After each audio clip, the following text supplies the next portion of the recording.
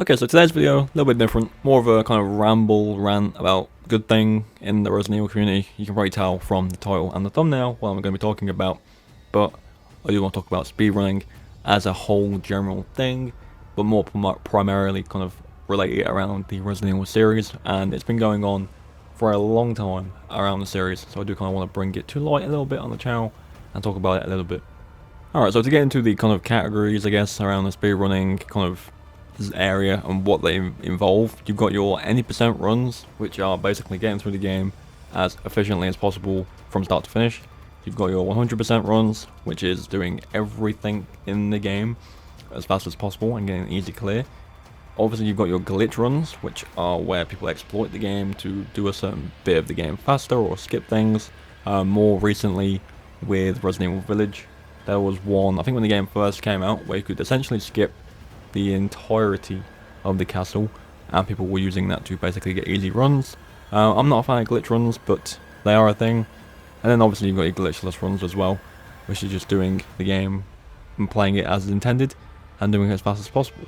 People have been speedrunning these games basically forever, way back since when the first game came out until now. They're just easy games to speedrun. There are a few exceptions, with Resident Evil 6 being one of them, where the game is just fast. You can kind of speedrun each campaign, but to get a full clear, obviously you need to do all 3 or 4 campaigns if you consider Ada's to be a campaign.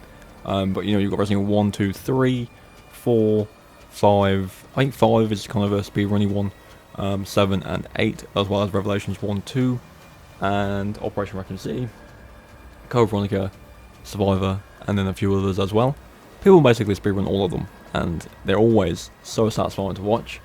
In terms of actually attempting them, I don't really try and go for like the record runs and stuff like that. I do my own, like I try and get my own fastest times, which I always try and beat every now and again.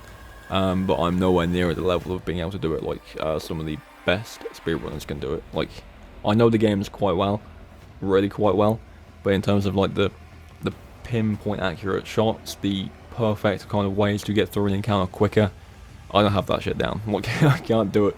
So props to people that do kind of do that. I know it takes a lot of work. I know it takes like constant replays of a game to learn it that well. So you know, props to anyone who can speedrun properly. On top of your base speedruns, like your 80% and stuff like that, you've got your more challenging runs as well. Like, these are always fun to see as well. So this isn't really a category, it's just more of like an additional challenge to the run.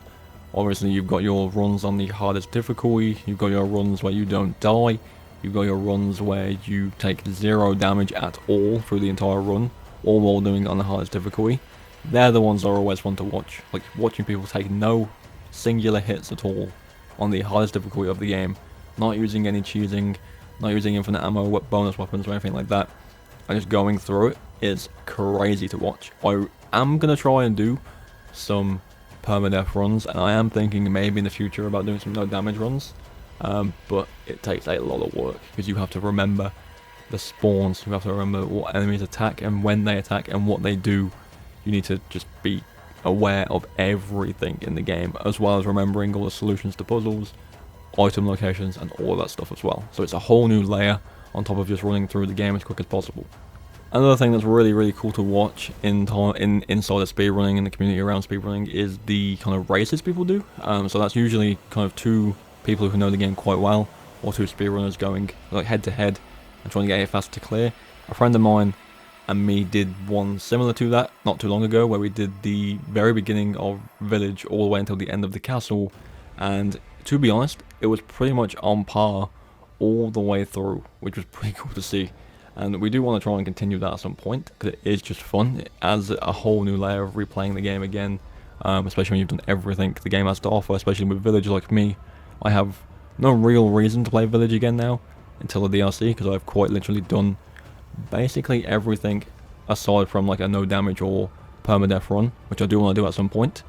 But you know, speedruns themselves, like, they add so much more replayability to the game, and you may even learn things that you didn't know about the game in the first place. Like, I remember when I was going through it with a friend of mine, and I was telling him things where you can kind of do things to skip things or do things faster, and he had no idea. So it's really cool to see that as well. But yeah, you know, I just wanted to kind of bring the speedrunning kind of scene to light a little bit on the channel. I do try and do my own speedruns, and I do kind of want to spend more time trying to kind of do a proper one across a few games. I'm not sure which game I'll pick yet, because I juggle between them all so much that I don't really know which one I would stick to and learn to an absolute T to try and get a good speedrun. I'm thinking maybe 7, because 7's an interesting one in terms of speedruns anyway, because of how the cutscenes work and stuff like that. It's a naturally slower run, but at the same time, you can kind of get it done like sub 2 hours quite easily. So I do want to see kind of what that's like. And it will also be a Madhouse run as well, which means I'll have to spend some time learning Madhouse again.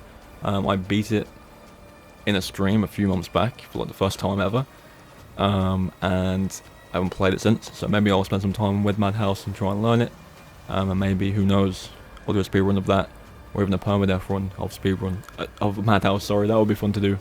But overall, watching people do them, seeing how they do them, glitchless or not, like I do prefer, again, like I said, the no glitch runs.